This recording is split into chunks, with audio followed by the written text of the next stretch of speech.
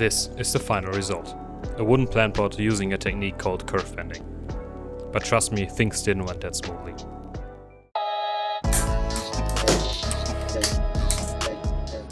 There were experiments, there were failures, and a lot of cuts on the table saw. But let's start from the beginning. What exactly is kerf bending? So this is your traditional kerf bend. And what you do is you cut a bunch of slots on one side of the wood. And then you are able to bend it. And this is how I built the first planter. I've built this planter around a year ago when I was experimenting with the traditional kerf bend. But today I want to build something a little bit more special. At least, that's the idea. I started testing on scrap pieces to see how the wood would react. And well, sometimes it bent, sometimes it snapped. And at this point, with all the tests I made, it felt less like woodworking and more like trial and error.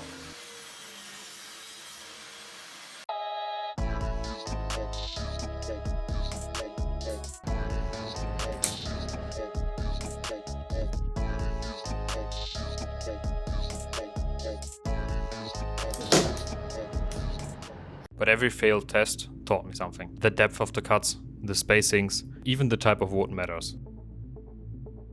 So I glued up some panels of wood to finally try it on a real piece.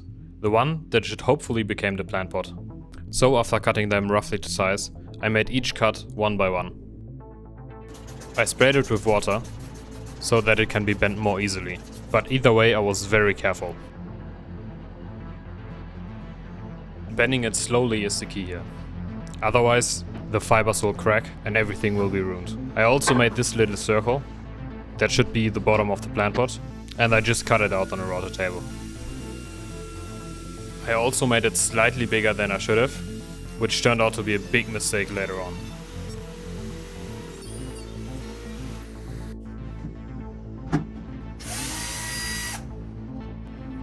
On this step I was really missing a hand.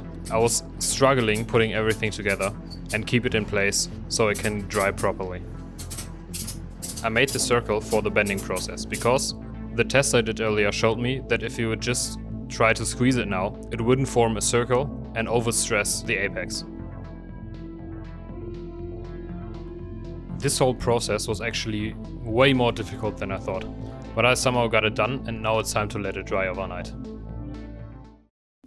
In the meantime, I was building a cutting board.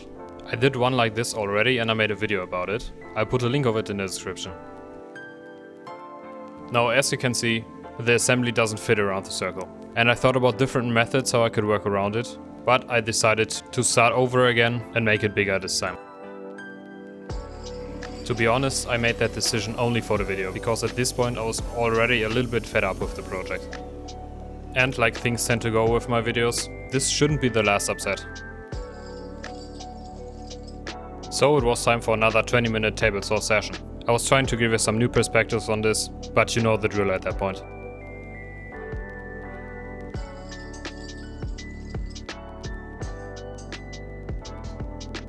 The piece is now longer than it should have been, and I let it dry like this.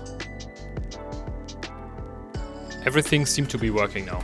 But it's hard to see on video. Top of the pot acted weird and was forming inward into like a cone shape. And with the glue up being probably the most stressful one I've ever did, it dawned on me very quickly that there's only one way to fix it.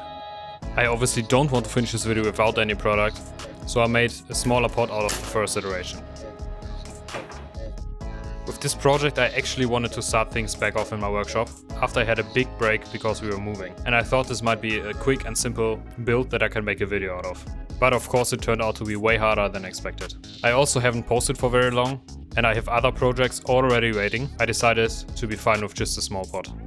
Now one last technical thing, you obviously have to seal the pot from the inside. I use silicone here and it acts basically like a brush-on bag. I'm looking forward to get back into the videos again.